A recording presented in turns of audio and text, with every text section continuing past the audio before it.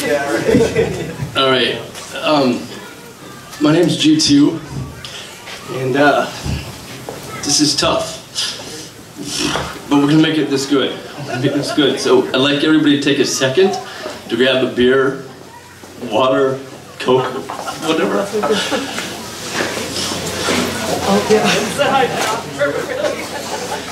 All right, Joe and I were born 5 days apart, December 1969.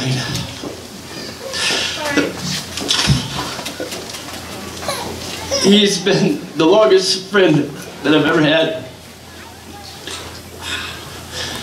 Yeah, what a downer, put this one last, right?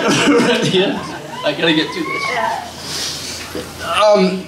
He's the guy that many of us in this crowd have had a lot of firsts with. I mean, all the people in this room, all the stories, all the firsts, all just the joy and the passion that he brought in terms of the hunting, the bands, the lifestyle, the everything. I mean, it was the first. And now, Joe, this is not the first thing. I mean, going to heaven or going wherever you went, that wasn't what I was expecting you to do, right? Give me some time here. Brian was talking about competition, man. I'm not, you won on this one, okay?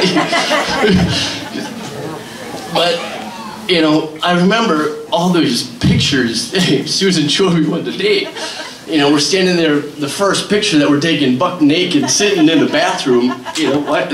Parents taking pictures of us. You know, the first time we wore a tie, the first time we caught a football from Gary, and now we know why Gary's shoulder's so screwed up. Because he probably sent, I don't know, 10 million of those footballs towards us for years and years running up at Stony Point. But, you know, all of us, in terms of the lifestyle that Joe lived in, you know, we talk about the Green Bay Packers, we talk about the hunting. I remember the first time, the 410 that we shot, and the spoonbills that we, you know, were trying to clean. You know, nobody likes a spoonbill. If you're from South Dakota, it's a funny duck, right? And it's just not a good duck to eat. But it was the first duck that I ever shot, and Joe never, ever let me forget it. For the rest of the life, every time we get our permits, the first thing you'd say is look over at me and go, "You gonna shoot another spoonie?"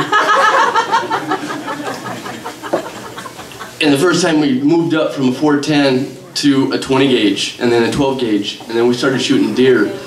And Joe, I had so many firsts with you.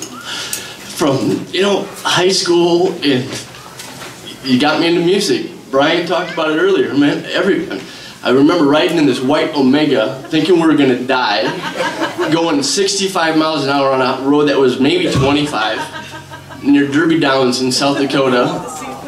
And he wanted to be telling me about 14 different bands in like the space of 10 minutes. And he's reaching down, trying to tell me, you know, like, you gotta listen to this tape, you gotta listen. He's taking in and out, letting me listen to 30 seconds maybe of every song. And I could never remember any of the bands or any of it, but he'd always bring me to a show or show me something new about music. And everybody in this room, I think you've always had a first with Joe. If it was the first time that you wanted to watch Green Bay Packers, or the first time that you wanted to go listen to music, or first time, you know, he's just an amazing fella. And Joe, I love you to death. I'm gonna miss you. Stacy, and the boys, and Kira, I love you, and you are welcome anytime in our home in South Dakota, or China, or wherever. We love you. And to the Williams family, you guys are family, like no other. Joe, I love you. Cheers.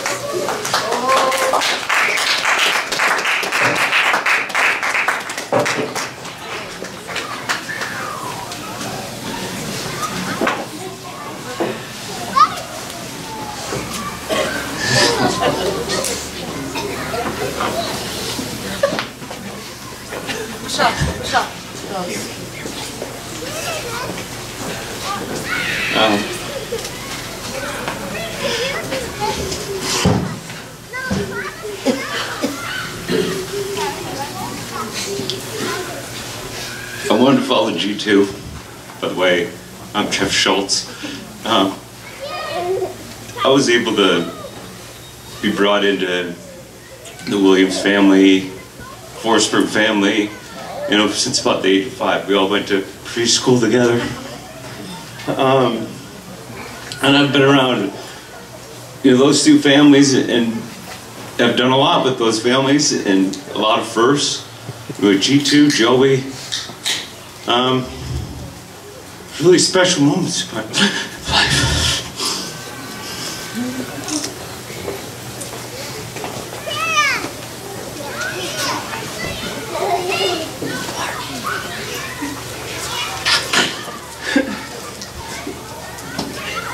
I mean, I just, you know, I love everybody in those families, all my friends. You know, Joe meant a lot to all of us. You know, we had our moments. I think we hit each other a couple times playing football. Caught a lot of fish together. Did a lot of hunting. Just, you know, I'm gonna miss those times. And recently, I was up here last year.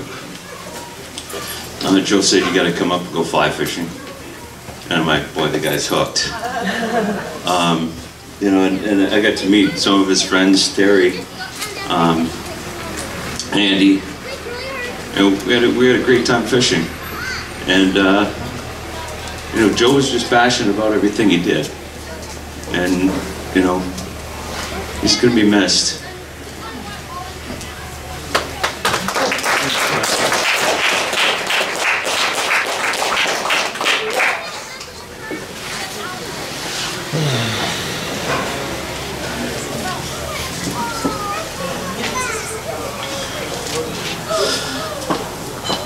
I'm G1.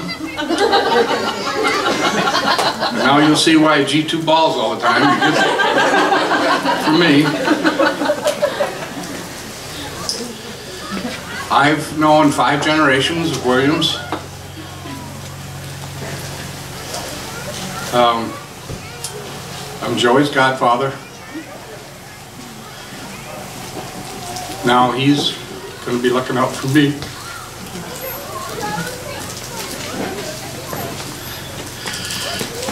Those Williams boys still mean a lot to me. I don't know what song that is, but that's all I know.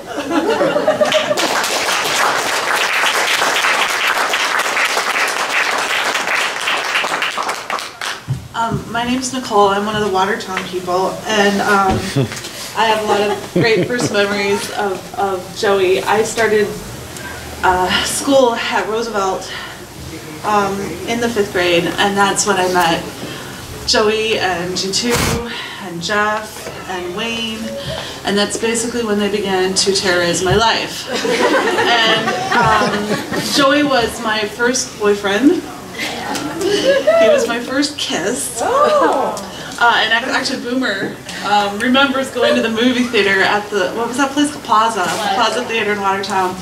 And I think you made Boomer come along, and we snuck out the back to go into the alley, because that's where you went to kiss, I guess. And Boomer like ran out and was like standing there watching, and I guess Joey was like, don't tell your mom. And he said about a second he got in the car, he's like, Mom, Joey was kissing Nicole. And I also have this great memory of Joey was at 5th grade, Susan, or 6th grade, that he cut his hair. 6. So Joey took it, pictures. yeah, right before pictures, took it upon himself to give himself the sweet, like, along the hairline haircut. And didn't you get permission from the principal that he could wear that Watertown Monument? He wore that Watertown Monument Works hat for how, like, 3 months until his hair grew out every day, and it just reeked. It was disgusting.